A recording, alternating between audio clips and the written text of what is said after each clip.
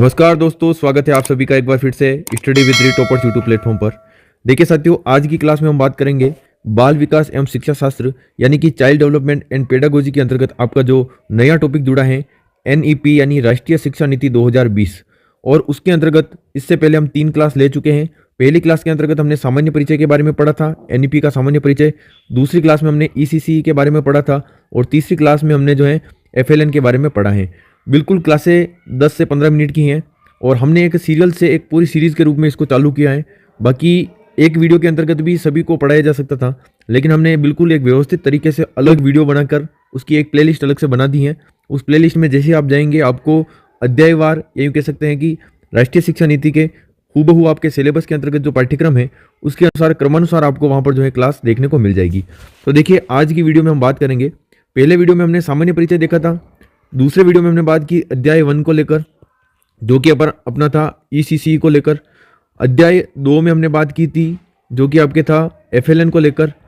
अब हम अध्याय 3 और अध्याय 4 दोनों के बारे में यहाँ पर पढ़ने वाले हैं। अब देखिए, अध्याय 3 जो है आपके, वो आपके पाठ्यक्रम में नहीं है। ये यहाँ पर मैं थोड़ा सा आपको बताना चाहूँगा। ये देखिए, ये स्कूली शिक्षा के अंतर्गत आपके एक तो ये टॉपिक जुड़ा है प्रारंभिक बाल्यावस्था देखभाल और शिक्षा सीखने की नींव, ये हमने कर लिया है दूसरी क्लास के अंतर्गत। पहली क्लास में हमने सामान्य परिचय देखा था, तीसरी क्लास में हमने देखा था बुनियादी साक्षरता एवं संख्या ज्ञान। अब ये चौथी क्लास जो है इसके अंतर्गत अपना अध्याय 3 अपने पाठ्यक्रम में नहीं है। ड्रॉप आउट बच्चों की संख्या कम करना, ये अपने पाठ्यक्रम में नहीं है। अपने पाठ्यक्रम में स्कूलों में पाठ्यक्रम और शिक्षण शास्त्र। फिर भी जो है हम इस तीसरे अध्याय और चौथे अध्याय दोनों को हम पढ़ेंगे, क्योंकि तीसरा अध्याय है वो काफ़ी छोटा है। मुश्किल से 5 या 6 फैक्ट होंगे, वो हम देख कर चलेंगे, ताकि अगर स्कूली शिक्षा से पूरे से प्रश्न आ जाए तो भी कोई भी प्रश्न अपना गलत न हो। तो देखिए, हम बात करेंगे अब अपना अध्याय 3 जो है, जो कि अपने पाठ्यक्रम में तो नहीं है, पाठ्यक्रम में आपके नहीं है, इस बात का विशेष ध्यान रखिएगा। लेकिन फिर भी हम इसको पढ़ेंगे क्योंकि बिल्कुल छोटा है और फिर आपको जो है किसी भी प्रकार का डाउट अपने मन में नहीं रहेगा। ठीक है। अब ड्रॉप आउट बच्चों की संख्या कम करना और सभी स्तरों पर शिक्षा की सार्वभौमिक पहुंच सुनिश्चित करना, इसके बारे में ये अपना जो आज का रहेगा। और उसके बाद हम अध्याय 4 के बारे में भी बात करेंगे। तो यहाँ पर अध्याय 3 के बारे में बात करते हैं। ड्रॉप आउट बच्चों की संख्या कम करना और सभी स्तरों पर शिक्षा की सार्वभौमिक पहुंच सुनिश्चित करना। पहली बात तो ड्रॉप आउट बच्चे कौन होते हैं? जो अपने विद्यालय शिक्षा जो है उनको नहीं मिल पाती है, या तो वो नामांकन ही नहीं ले पाते हैं विद्यालय में, यानी विद्यालय में एडमिशन उनका नहीं हो पाता है, और या फिर जो है वो बच्चे जो अपनी चलती हुई पढ़ाई के अंदर जो है पढ़ाई छोड़कर किसी अन्य काम में या पलायन कर जाते हैं, उनको कहते हैं ड्रॉप आउट बच्चे, जो विद्यालय से दूर हो जाते हैं किसी कारणवश। तो दोनों तरीके से हम यहाँ पर बात करेंगे। देखिए, यहाँ पर इंपॉर्टेंट फैक्ट क्या है, ये सारी मैंने इंपॉर्टेंट और शॉर्ट फैक्ट आपके सामने लिखे हैं। GER का मतलब है ग्रोस इनरोलमेंट, यहाँ पर जो है रेशियो है, तो मैं यहाँ पर लिख देता हूँ ग्रोस इनरोलमेंट रेशियो, यानी कि सकल नामांकन अनुपात।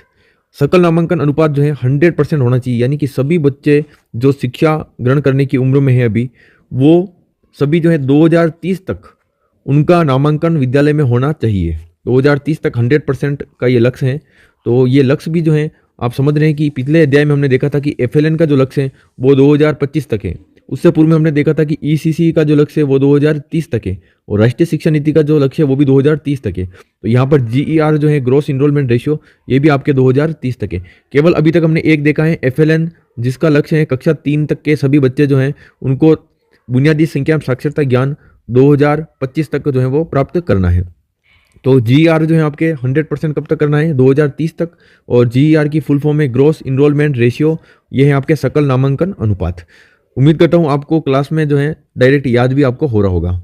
अब देखिए, प्री स्कूल से लगाकर माध्यमिक स्तर तक सभी स्कूलों तक, मतलब सब स्कूली शिक्षा जो है पूरी, आप यूँ कह सकते हैं कि प्री स्कूल से लगाकर आपके माध्यमिक स्तर तक सभी का GER कितना होना चाहिए? 100% होना चाहिए सभी स्तर पर 2030 तक। वर्तमान में GER का क्या परसेंटेज चल रहा है? तो कक्षा 6 और 8 जो है, कक्षा 6 से 8 उसमें 90.9% है, और कक्षा 9 से 10 में 79.3% है, और कक्षा 11 और 12 में जो है वो 56.5% है। इसको तीनों को जो है 2030 तक कितना करना है? 100%, यानी कि जो बच्चा पढ़ने की उम्र में है उसको विद्यालय में नामांकन 100% उसका सुनिश्चित करना है। इसी को लेकर राष्ट्रीय शिक्षा नीति पर यूँ कह सकते हैं कि राष्ट्रीय शिक्षा नीति के अंतर्गत इस पर बल दिया गया है। अब ये कैसे संभव हो पाएगा? तो यहाँ पर हम देखेंगे national institute of open school यानी NIOS, ये NIOS जो है इसके माध्यम से, तथा स्टेट ओपन स्कूल यानी SOS, इन दोनों के द्वारा ODL का मतलब होता है ओपन डिस्टेंस लर्निंग, यानी दूरस्थ शिक्षा जो होती है, दूरस्थ कार्यक्रम चलाए जाएंगे, दूरस्थ कार्यक्रम चलाएंगे, इसका विस्तार करेंगे ताकि क्या होगा कि बच्चा घर बैठे भी जो है आसानी से पढ़ पाएगा, मतलब कोई भी जो है विद्यार्थी शिक्षा से वंचित नहीं रहे, यही इसका मुख्य उद्देश्य है। A, B और C लेवल के पाठ्यक्रम जो कक्षा 3, 5 व 8 के समकक्ष करवाए जाएंगे। A, B, C लेवल के जो पाठ्यक्रम होंगे वो आपके कक्षा 3, 5 व 8 के समकक्ष करवाए जाएंगे, और माध्यमिक शिक्षा कार्यक्रम जो कि कक्षा 10 व कक्षा 12 के समकक्ष होंगे, उसमें व्यावसायिक शिक्षा कार्यक्रम, वयस्क साक्षरता व जीवन संवर्धन कार्यक्रम चलाए जाएंगे। लास्ट है अपना SEDG यानी कि सामाजिक आर्थिक वंचित समूह जो है, यानी सोशल इकोनॉमिकल डिसएडवांटेज ग्रुप, यानी सामाजिक आर्थिक वंचित समूह पर विशेष बल दिया जाएगा, क्योंकि अधिकांश देखा गया सामाजिक और आर्थिक रूप से वंचित समूह के जो बच्चे हैं वही विद्यालय शिक्षा जो है ग्रहण नहीं कर पाते हैं। तो ऐसे में SEDG का फुल फॉर्म मैंने आपको बताया कि सोशल इकोनॉमिकल डिसएडवांटेज ग्रुप, यानी सामाजिक आर्थिक वंचित समूह, इसको जो है इससे जोड़ा जाएगा। इस प्रकार से जो है हम यहाँ पर आपके ड्रॉप आउट वाला जो है वो समाप्त होता है। अध्याय 3 जो है, अध्याय 3 जो कि आपके पाठ्यक्रम में तो नहीं है, लेकिन फिर भी हमने देख लिया, क्योंकि यहाँ से प्रश्न क्या बनेंगे, GR की फुल फॉर्म पूछ सकता है। उसके अलावा GR का मुख्य इंपॉर्टेंट प्रश्न ये बनेगा कि 100% करने का जो लक्ष्य है वो 2030 तक है। फिर है आपके प्री स्कूल से माध्यमिक स्तर तक, मतलब प्री स्कूल से लगाकर माध्यमिक स्तर तक सब में आपका GR कितना होना चाहिए, 100%। अब वर्तमान में GR क्या है, तो ये पूछना मुझे नहीं लगता है कि यहाँ से प्रश्न पूछा जाएगा। और यहाँ पर GER यानी आपके जो ग्रॉस इनरोलमेंट रेशियोज हैं, इसको बढ़ाने के लिए 100% करने के लिए किसका योगदान है, तो एक तो NIOS और एक दूसरा है आपके SOS, इनके द्वारा ODL यानी कि ओपन डिस्टेंस लर्निंग कार्यक्रम का विस्तार किया जाएगा। और ABC लेवल के जो पाठ्यक्रम होंगे वो कक्षा 3, 5 व 8 के लिए होंगे, और माध्यमिक शिक्षा कार्यक्रम होंगे वो कक्षा 10 और 12 के लिए होंगे। और विशेष बल किस पर दिया जाएगा, सामाजिक आर्थिक वंचित समूह पर दिया जाएगा, यानी SEDG, social economical disadvantage group. तो ये आपके जो है 100% जो मैंने वहाँ पर लिखा हुआ था वो सारा ही जो है यहाँ पर समझाने का प्रयास किया है। अब यहाँ से प्रश्न बाहर आपके ड्रॉप आउट जो बच्चे हैं उनसे संबंधित नहीं पूछा जा सकता है, ठीक है।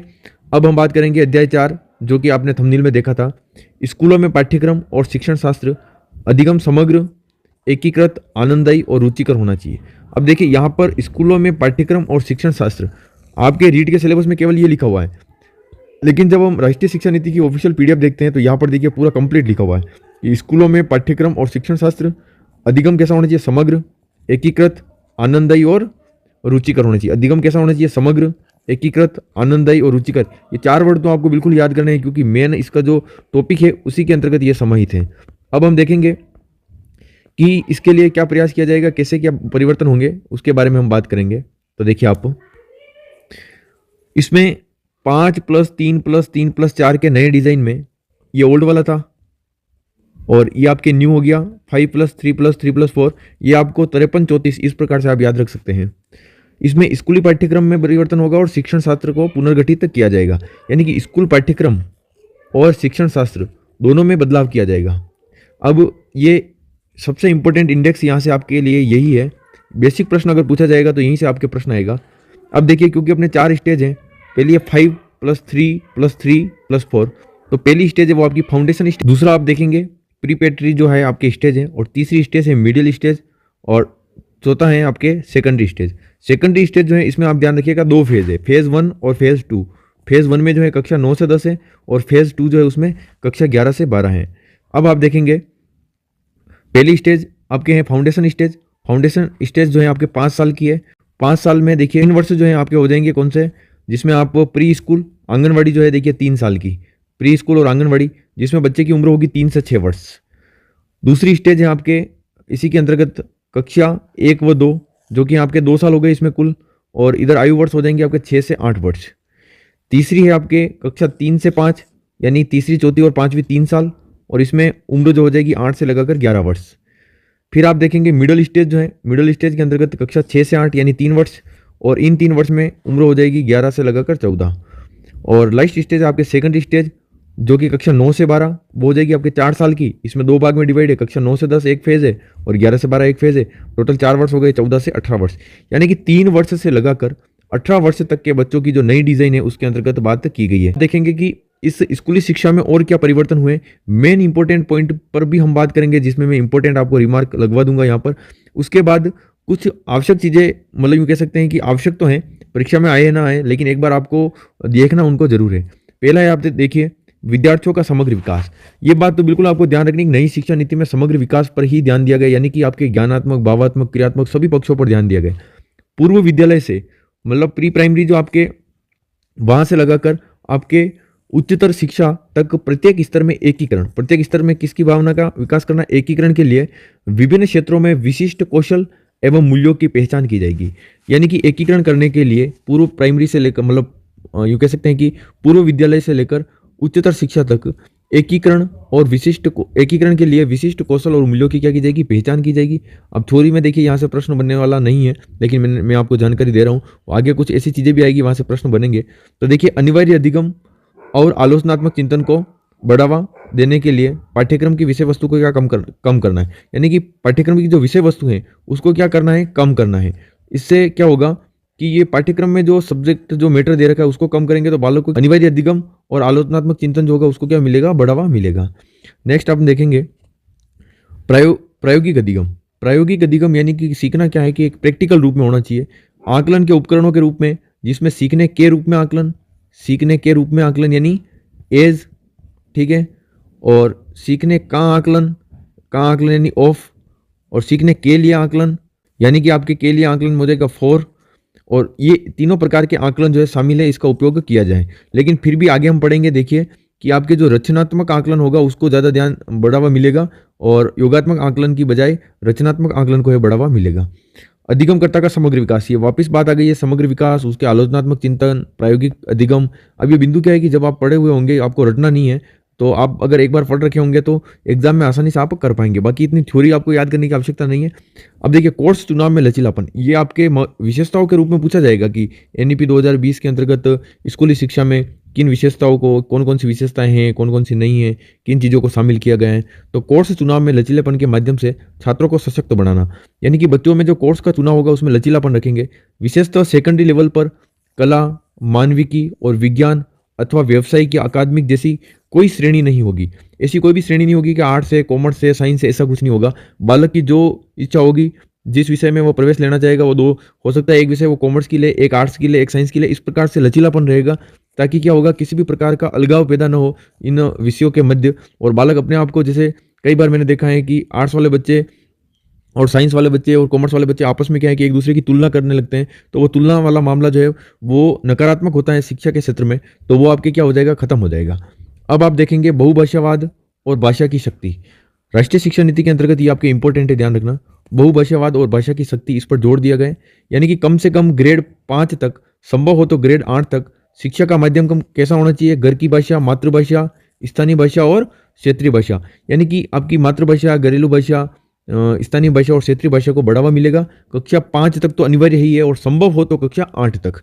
विभिन्न शोधों के अनुसार बच्चे 2 से 8 वर्ष की आयु में भाषा जल्दी सीखते हैं, अतः फाउंडेशन स्टेज जो है वहीं से बच्चों को विभिन्न भाषाओं में एक्सपोजर दिया जाए। यानी कि बच्चों को जो है विभिन्न प्रकार की जो भाषा है, भाषाई विविधता है, उस पर बल दिया जाए, बालक एक से अधिक भाषाएं बोले। और कक्षा 5 तक तो विशेष तौर पर मातृभाषा का विशेष ध्यान रखा जाए, क्योंकि मातृभाषा के माध्यम से बच्चे अधिक सीखते हैं। नेक्स्ट देखिए, त्रिभाषा फॉर्मूला जारी रखा जाए, परंतु 3 भाषाओं के विकल्प राज्य, क्षेत्र या छात्र स्वयं को होंगे, जिसमें से कम 2 भारतीय भाषाएं शामिल हो। जो त्रिभाषा फॉर्मूला है उसमें कम से कम 2 भारतीय भाषाओं का शामिल होना जरूरी है, ऐसा शिक्षा नीति कहती है। प्रत्येक विद्यार्थी जो है the language of India project में भाग लेगा। ये आपके लिए काफ़ी इंपॉर्टेंट है, ये विशेष ध्यान रखिएगा। राष्ट्रीय शिक्षा नीति में किस प्रोजेक्ट के अंतर्गत सभी को भाग लेना अनिवार्य है, तो प्रत्येक विद्यार्थी को the language of India project जो है उसमें भाग लेना क्या होगा, अनिवार्य होगा। पाठ्यक्रम में अनिवार्य विषय, कौशल व दक्षताओं का एकीकरण। अब यहाँ पर हम देखेंगे किस प्रकार से होगा ये सारे काम। तो कक्षा 6 से 8 में पढ़ने के दौरान सभी विद्यार्थी एक 10 दिन का बस्ता रहित पीरियड में भाग लेंगे। यानी कि नो बैग डे के रूप में कम से कम आपको 10 दिन का एक कार्यक्रम चलेगा, बस्ता रहित पीरियड जिसको कहेंगे, उस पीरियड में भाग लेंगे, जिसमें वो बढ़ई माली, कुम्हार, कलाकार आदि के साथ प्रशिक्षक के रूप में काम करेंगे। ट्रेनिंग देने वाला कौन होगा? आपके बढ़ई, माली, कुम्हार और कलाकार, मतलब कुल मिलाकर दक्षताओं को, कौशल को सिखाया जाएगा बच्चों को, ताकि बच्चे भावी जीवन में शिक्षा के क्षेत्र से हटकर भी कुछ काम जो है वो अच्छे से कर पाए। इसलिए सरकार ने भी जो है राष्ट्रीय शिक्षा नीति के अंतर्गत इन कौशलों पर बल दिया है। मिडिल स्तर पर कोडिंग संबंधी गतिविधियां शुरू की जाए, ये भी इंपॉर्टेंट है। कोडिंग संबंधी गतिविधियां जो है पूछी जा सकती हैं कि किस स्तर पर, तो मिडिल स्तर पर जो है वो शुरू की जाए। स्कूल शिक्षा के लिए राष्ट्रीय पाठ्यचर्या NCFSC 2022 यानी 21 क्षेत्रीय भाषाओं में उपलब्ध करवाए जाएंगे, जिसकी 5 से 10 वर्ष में समीक्षा की जाएगी। ये NCF 2022, ये विशेष आप ध्यान रखिएगा कि क्षेत्रीय भाषाओं में आपको ये पाठ्यचर्या जो है 21 क्षेत्रीय भाषाओं में उपलब्ध करवाई जाएगी NCF 2022 के अंतर्गत, और जिसकी प्रत्येक 5 से 10 वर्ष में क्या की जाएगी? समीक्षा की जाएगी। अब देखिए इसमें स्कूली शिक्षा में आकलन में क्या परिवर्तन होगा? तो योगात्मक की बजाय रचनात्मक को बढ़ावा दिया जाएगा, यानी रचनात्मक मतलब आपके फॉर्मेटिव, यानी सीखने के लिए आकलन पर बढ़ावा दिया जाएगा। ये योगात्मक जो होता है वो सीखने का आकलन होता है, इसको ऑप कहते हैं, और के लिए वाला जो है आपके फॉर होगा। ठीक है, तो अब अगला है प्रगति। ये दोनों इंपॉर्टेंट है। मैंने यहाँ पर देखिए इंपॉर्टेंट फैक्ट जो है उनके ऊपर इंपॉर्टेंट जरूर लिखा है, और आपके लिए वो सामग्री लाए हैं जो परीक्षा में पूछे जाने की सर्वाधिक संभावना रहती है। देखिए प्रगति कार्ड, इसी को होलिस्टिक कार्ड भी कहते हैं, एक समग्र 360 डिग्री बहुआयामी कार्ड जिसमें व्यवहार के तीनों पक्ष, ज्ञानात्मक, भावात्मक और क्रियात्मक का बारीकी से किए गए विश्लेषण का विवरण होगा। ये यहाँ पर देखिए, ये एनालाइज करके इसमें डिटेल भी लिखनी होगी, यानी विवरण भी देना होगा। 360 डिग्री बहुआयामी कार्ड पर बल दिया गया, ज्ञानात्मक, भावात्मक और क्रियात्मक तीनों पक्ष शामिल होंगे, और 360 डिग्री बहुआयामी, ये प्रगति रिपोर्ट जो है ये आप जरूर ध्यान रखिएगा, 360 डिग्री बहुआयामी। नेक्स्ट हम देखेंगे बोर्ड परीक्षाओं में किस प्रकार से परिवर्तन होगा। तो बोर्ड परीक्षाओं को समग्र विकास को प्रोत्साहित करने के लिए फिर से डिजाइन किया जाएगा, और बोर्ड परीक्षाओं में व्यक्तिगत हितों के आधार पर किसी भी विषय का चयन कर सकता है अभ्यर्थी। उसको जो विषय अच्छी लगती है या आगे रोजगार उन्मुखी जो भी विषय है उसका चयन कर सकेगा। बोर्ड परीक्षा 1 वर्ष में 2 बार, ये आपके लिए इंपॉर्टेंट है, 1 वर्ष में 2 बार देने की अनुमति होगी। बोर्ड परीक्षा पहले तो होगी मुख्य परीक्षा के रूप में, फिर बाद में अगर सुधार की संभावना है तो सुधार परीक्षा होगी। ठीक है, संभावना होने पर ही उसकी सुधार परीक्षा होगी, यानी कोई फेल हो जाता है या किसी कारण से, तो उसको जो है पुनः सुधार परीक्षा के माध्यम से उसको उत्तीर्ण वो कर सकता है। 2 बार जो है उसको वर्ष में मौका मिलेगा। अब देखिए ये आपके इंपॉर्टेंट है परख के बारे में हमने पहले भी पढ़ लिया है, एक बार फिर से हम देख रहे हैं। समग्र विकास के लिए ज्ञान का प्रदर्शन, मूल्यांकन, समीक्षा व विश्लेषण, यानी PARAKH परख जो है performance assessment, review and analyse of knowledge for holistic development, ये आपके फुल फॉर्म हो जाएगी परख की। अब परख क्या है? तो देखिए राष्ट्रीय स्तर पर एक आकलन केंद्र भी कह सकते हैं इसको, मूल्यांकन केंद्र भी कह सकते हैं, इसकी स्थापना होगी जिसे परख कहा जाएगा। अब राजस्थान में जो है, राजस्थान में परख को असेसमेंट सेल नाम से जाना जाता है, आकलन प्रकोष्ठ, और RSCERT उदयपुर द्वारा जो है वो संचालित है।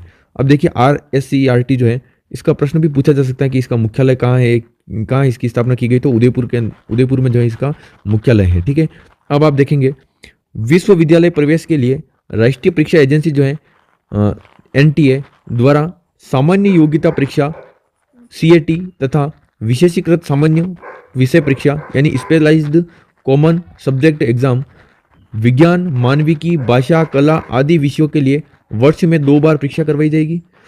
और प्रतिभाशाली बालकों के लिए संवर्धन सामग्री, विभिन्न प्रोजेक्ट सर्कल व ओलंपियाड प्रतियोगिता का आयोजन किया जाएगा। अब ये देखिए आपके लिए राष्ट्रीय शिक्षा नीति के अंतर्गत जो भी स्कूली शिक्षा में बदलाव किया जाएगा उसके बारे में हमने कंप्लीट यहाँ पर बात कर ली है।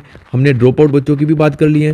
ड्रॉप आउट बच्चे आपके पाठ्यक्रम में, देखिए मैं पुनः बता रहा हूँ, पाठ्यक्रम में शामिल नहीं है, लेकिन फिर भी हमने जानकारी दे दी है ताकि कोई भी प्रश्न अगर यहाँ से पूछा जाए तो आप 100% उसको कर पाएँ। और ज़्यादा एडवांस आपको कुछ पढ़ना नहीं पड़ेगा, मात्र 5 मिनट में जो आप इसको रिविजन कर सकते हो। इसको पढ़ने के बाद आपको क्या होगा कि आपके मन में किसी प्रकार का डाउट नहीं होगा कि क्या जो अध्याय नहीं जुड़ा है उससे भी प्रश्न पूछा जा सकता है या नहीं, तो आपने 100% कवर कर लिया, आपको दिक्कत वाली बात आपके नहीं है। ये सारे जो हैं इसके कंप्लीट हो जाएंगे अध्याय। उसके बाद हम एक मैराथन क्लास लेकर आएंगे जिसमें हम इससे बनने वाले, यहाँ से बनने वाले 100 से 200 प्रश्न जो भी इंपॉर्टेंट होंगे सारे हम आपको करवा देंगे। उसकी PDF भी हम आपको अवेलेबल करवा देंगे ताकि आप प्रैक्टिस करके आसानी से इस टॉपिक में से 100 मार्क्स यानी 100% मार्क्स जो आप यहाँ से ला सकें और कोई भी प्रश्न आपका गलत ना हो। उम्मीद करता हूँ आपको ये क्लास अच्छी लगी होगी और आगे हमारी ऐसी क्लासेस देखने के लिए चैनल को एक बार सब्सक्राइब जरूर कीजिएगा। मिलते हैं नेक्स्ट क्लास में, तब तक के लिए जय हिंद, जय भारत।